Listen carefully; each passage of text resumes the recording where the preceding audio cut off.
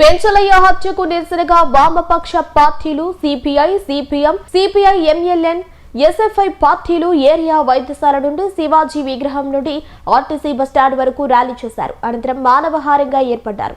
ఈ సందర్భంగా CPI MLN నాయకులు కవరది భాస్కర్, సిపిఎం పట్టణ కార్యదర్శి పెంచలయ్య, సిపిఐ ఎంఎల్ నాయకులు లక్ష్మీరెడ్డి, ఎస్ఎఫ్ఐ పట్టణ కార్యదర్శి పి వినీల్, ఎంఆర్పీఎస్ నాయకులు గోజిపాతల వెంకటేశ్వర్లు, స్త్రీ విముక్తి సంఘటన జిల్లా నాయకురాలు శ్యామల మీడియాతో మాట్లాడారు. కార్యక్రమంలో పీడీఎస్యు జిల్లా అధ్యక్షుడు సునీల్, చేవూరి కిరణ్ ప్రసాద్, ప్రజా సంఘాలు, విద్యార్థులు పాల్గొన్నారు.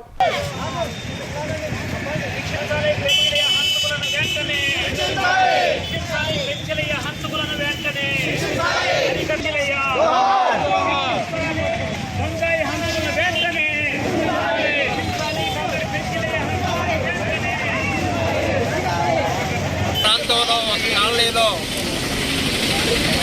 పెంచలయ్య పనిచేస్తూ ఉన్నాడు.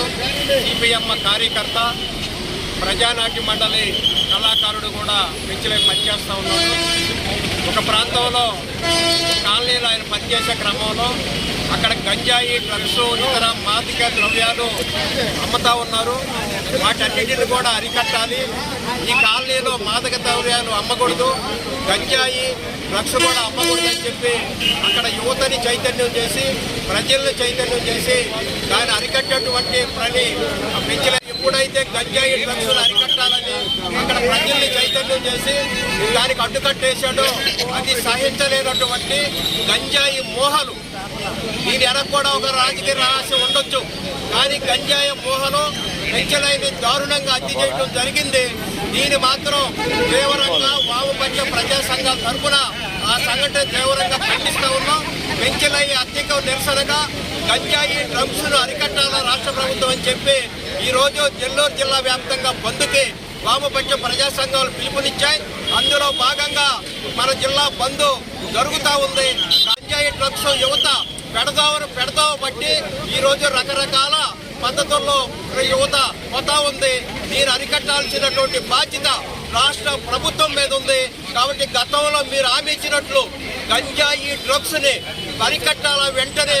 కాబట్టి ఇలాంటి ఘటనలు మళ్ళా పునరావృతం కాకుండా గట్టి చర్యలు తీసుకోవాలి. పెంచలయ్య హత్య చేసినటువంటి నిందితులను కఠినంగా శిక్షించాలని చెప్పి ఈ సందర్భంగా డిమాండ్ చేస్తా ఉన్నాం. రాష్ట్ర ప్రభుత్వం దీంట్లో కానీ మెతక వైఖరి అవలంబిస్తే రాష్ట్ర వ్యాప్తంగా కూడా గంజాయి, డ్రగ్స్ నిర్మూలన జరిగేంత వరకు మన జిల్లా రాష్ట్ర వ్యాప్తంగా కూడా గంజాయి, డ్రగ్స్ నిర్మూలనకి పోరాడతాం వామపక్ష ప్రజా సంఘాలుగా చెప్పేసి రాష్ట్ర ప్రభుత్వాన్ని హెచ్చరిస్తా ఉన్నాం.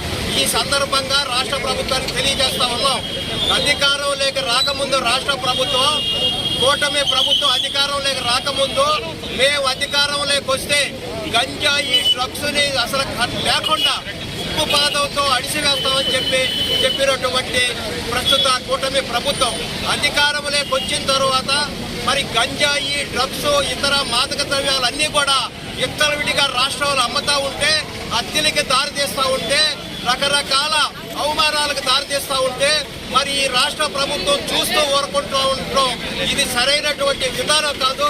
ఏదైతే మీరు వైఫల్యం చెందిందని మేము భావిస్తా ఉన్నాం. అలా కాకుండా మరి పోలీసులు కఠినమైన చర్య తీసుకొని ప్రభుత్వాలు కూడా వీటిని నిషేధించే విధంగా కూడా, అరికట్టే విధంగా కూడా ప్రభుత్వాలు పనిచేయాలా. ప్రజలకు ఇచ్చిన మాటలు అయితే ఏవైతే ఉన్నాయో, వాళ్ళు అధికారంలోకి రాకముందు ఇచ్చిన మాటలు ఏవైతే ఉన్నాయో వాటిని నిలబెట్టుకొని ఇక్కడ ప్రజలకు భద్రత కల్పించే విధంగా ఉండాలని చెప్పేసి మేము డిమాండ్ చేస్తా ఉన్నాం. మరి ఈ బంద్లో పాల్గొన్నటువంటి ప్రతి ఒక్కరు కూడా ఎంఆర్పీఎస్ పక్షాన ఉద్యమ నమస్కారాలు తెలియజేస్తాను.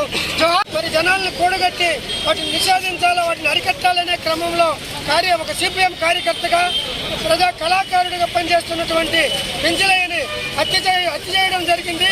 ఆ హత్య చేయడంలో మరి దాన్ని నిరసిస్తూ జిల్లా వ్యాప్తంగా కూడా పిలుపునివ్వడం జరిగింది. దాన్ని ఎంఆర్పీఎస్ పక్షాన తీవ్రంగా ఖండిస్తా ఉన్నాం. ఆ హత్యను ఖండిస్తా ఉన్నాం. ఎవరైతే ఆ హత్యకు కారకులయ్యారో వారిని త్వరితగతిన అత్యంత కఠినాత్మకంగా శిక్షించాలని మేము డిమాండ్ చేస్తా ఉన్నాం. మరి అంతేకాదు మిత్రులారా, ఇటీవల కాలంలో జిల్లాలో ఈ హత్యలు, దోపిడీలు, మానభంగాలు త్వరితగతిన జరుగుతూ ఉన్నాయి.